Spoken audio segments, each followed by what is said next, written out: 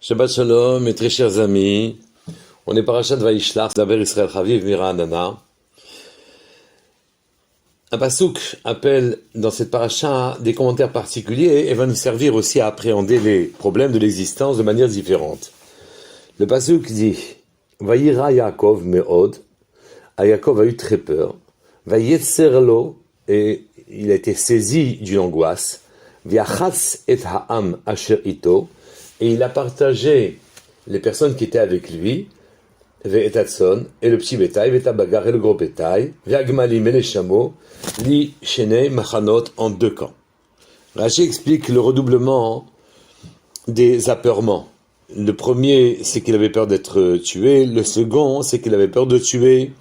Rashi donc explique ce qu'il explique là-bas. Et ensuite, devant l'angoisse de la situation dans laquelle il se trouvait, puisqu'il craignait la rencontre avec son frère Esav, qu'il avait quitté depuis 20 ans, 21 ans, et qu'il lui avait pris le droit d'aînesse, et il lui avait pris ses brachot, il craignait naturellement les réactions de Esav qui pouvaient être très très dangereux. Il a donc partagé ses campements, sa famille, en deux camps, en grossièrement celui de Rachel, celui de Léa, les servantes étant devant, et il les a partagés parce que Esav et Yaakov étaient deux jumeaux. Et donc, ils étaient nés chacun pour un tafkid, pour une mission particulière dans l'existence, une représentation qu'ils effectuaient au nom d'Hachem. Mais Esav avait failli. Il est devenu un bandit, des grands chemins, un voleur. Enfin, il était décevant du point de vue des attentes que l'on avait à son égard, et la mission qui était la sienne il a été imparti désormais à Yaakov, qui donc a pris le droit d'aînesse, qui donc a pris les brachot, et un homme qui prend la mission de quelqu'un d'autre, puisque Esav était devenu inapte à l'accomplir, prend aussi ce qui permet à un homme de se réaliser ou de réaliser la mission, c'est-à-dire il prend la femme qui était destinée à l'autre. Donc la femme de Esav aurait été Léa, et donc désormais la femme de Yaakov, la femme naturelle de Yaakov était Rachel, elle a été sa femme, et les deux servantes qui venaient aider les femmes et le couple à s'accomplir, il les a prises aussi, il s'est retrouvé donc avec 4 femmes. Et comme il y avait le travail qui lui était naturel, d'être sur Yoshev Olaim, sous les tentes, et d'étudier, de ne pas être mêlé à la vie séculière, et qu'il s'est chargé de la mission de Esav en lui prenant le droit d'aînesse, en devenant l'aîné.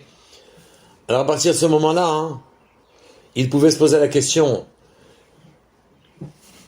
peut-être ai-je failli en prenant la mission de Esav, en lui prenant le droit d'aînesse, et même si c'était logique qu'il le prenne, peut-être avait-il commis une faute aussi. Devant la réaction terrible que pouvait avoir Esav, il a préféré séparer sa famille en 2 campements, un qui correspondait à son travail naturel, un qui correspondait à la mission qu'il a prise à Esav, et il s'attendait à ce qu'un des 2 camps, au moins, serait sauvé. C'est la raison pour laquelle il a partagé, devant la peur du danger, il a partagé sa famille en 2 camps. Mais il reste quelque chose de tout à fait exceptionnel. Il eut très peur et il était angoissé. On peut aussi dire qu'il a eu très peur, qu'il a surmonté sa peur, et qu'il est resté angoissé en voyant qu'il n'arrivait pas à finalement sortir de la situation d'apeurement dans laquelle il était. En fait, le Télim dit Ha'aver cherpati asher yagorti. Je t'en prie, demande à Hachem, David Abimelech demande à Hachem, fais donc passer cherpati, ma honte, asher yagorti, que j'ai eu peur. Et donc, un tzaddik a honte d'avoir peur.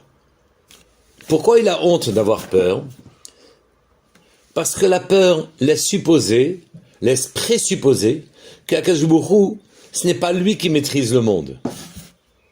Évidemment que toutes les situations sont conduites depuis le ciel, et tout ce qui arrive à une personne, que ce soit pour le bien ou pour le moins bien, pour les choses terribles ou les bonheurs exceptionnels, dans tous les cas, les événements sont dirigés par Akadosh Baruch Hu.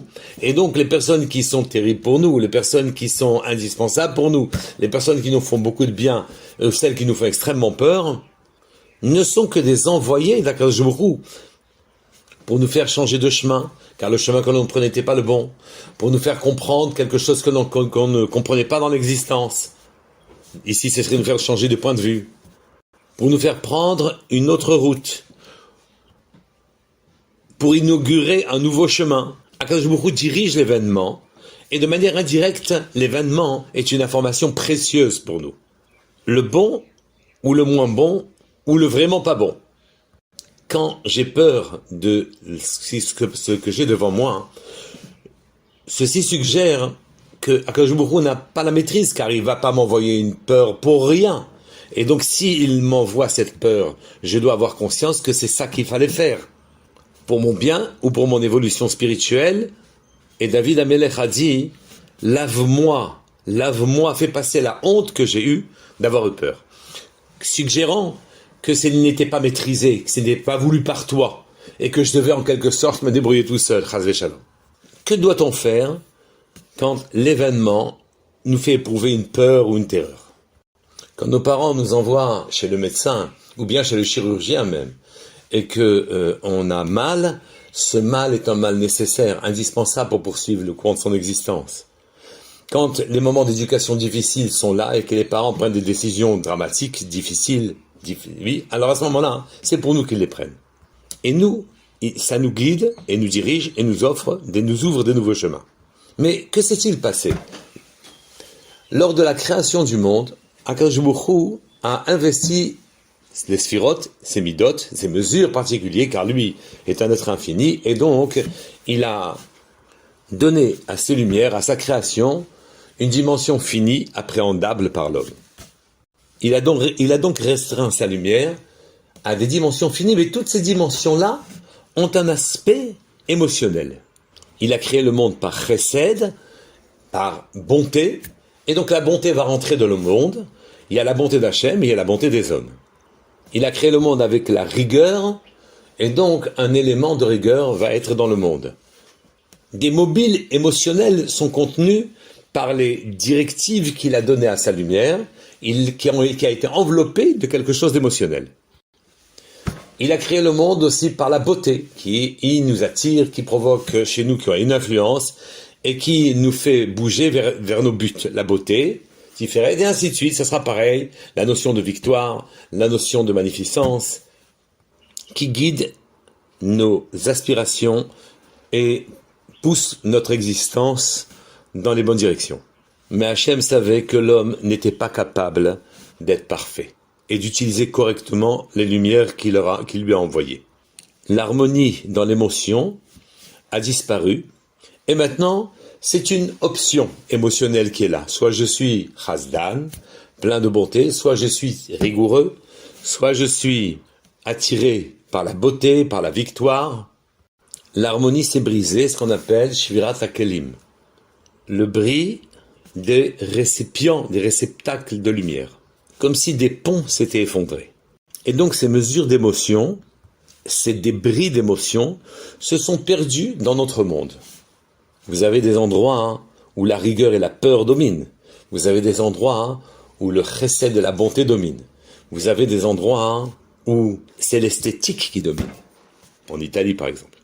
Et donc, dans ces endroits, on ressent la peur, la bonté, la beauté, la victoire, etc.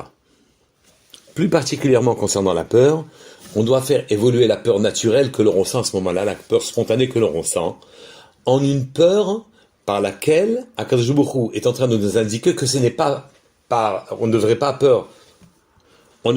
avoir peur des choses matérielles, des hommes ou du monde, mais ce dont on devait avoir peur, c'est de lui, on devait avoir la crainte d'Hachem, et Akadosh Baruch Hu nous le suggère par la crainte que l'on ressent à ce moment-là des choses matérielles. Yaakov a eu peur de Esav.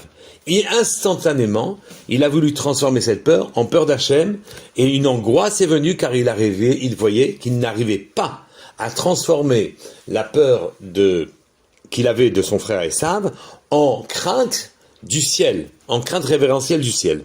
D'où il a eu peur, il a tenté de transformer, et il restait angoissé en voyant qu'il n'y parvenait pas. Comme si Akadosh Baruch Hu voulait lui imprimer une crainte qui ne s'en irait pas, cette fois-ci. Comme si, ça y est, c'était le moment du jugement. Et donc il s'est souvenu, surtout que Esav était devant lui, qu'il avait pris sa place, et donc il a